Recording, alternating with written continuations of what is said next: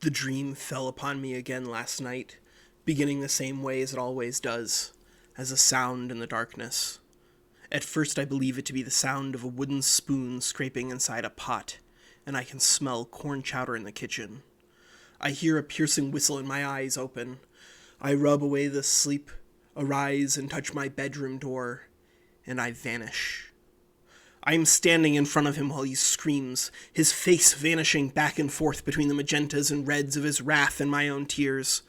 I do not weep from fear of him, but from fear of myself. I have become useless and indulgent, a blight upon the Mahonic name, and no matter how many of his compatriots he gives me as mentors, I am without rescue. I aim to leave, but he stops mid-tirade.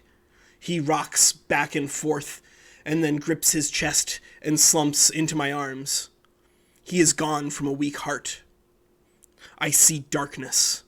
I hear thumping. My eyes open again, and I see a door with a great padlock upon it. I reach out towards the lock, and a terrible voice, growing from the silence within, begins to screech.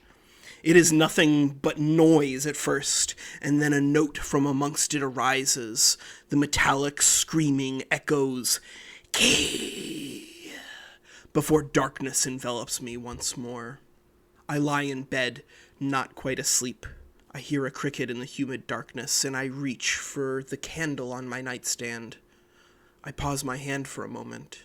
Perhaps I should simply return to slumber, I say to myself. But something claws at me from within.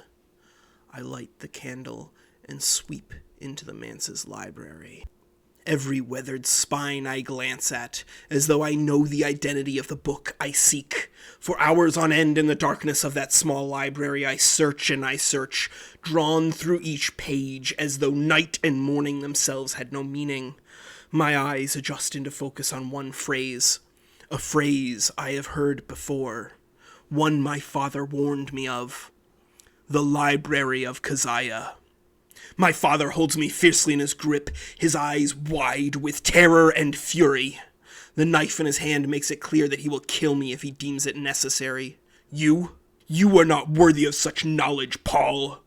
The slash across my arm is shallow and smooth, my blood red and hot, and I faint. I am outside the gates of the library. I can hear from behind the doors the sounds of an immense creature slumbering.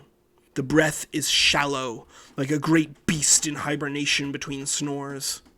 I can feel fear gripping my heart, and a cold dread spreads throughout my body.